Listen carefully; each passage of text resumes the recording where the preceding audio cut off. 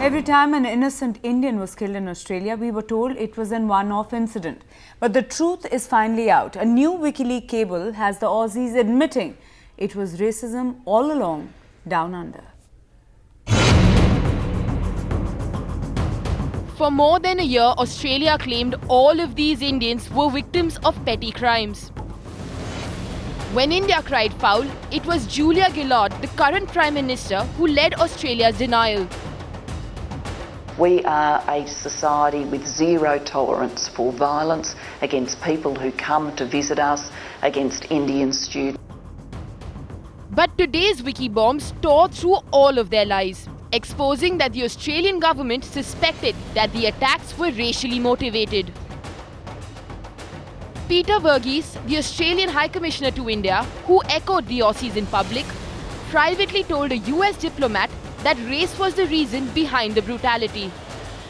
That the discovery of a burnt body in Griffith in New South Wales, subsequently identified as an Indian national, is a racially motivated murder.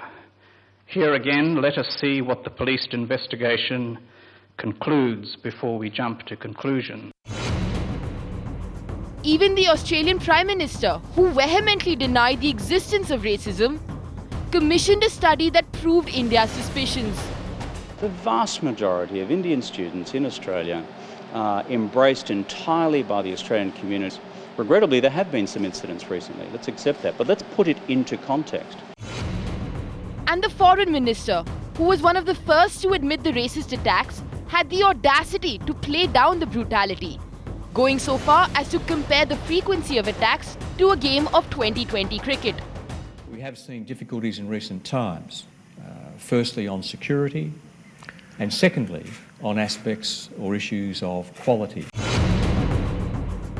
If the cables are to be believed, Australia's main concern for possibly trying to cover up these heinous crimes was to redeem its international image and save its reputation as an educational hub.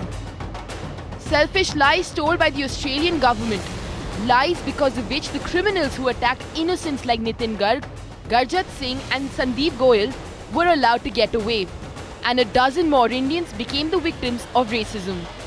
With Bureau Inputs, Tanvi Lal for Times Now.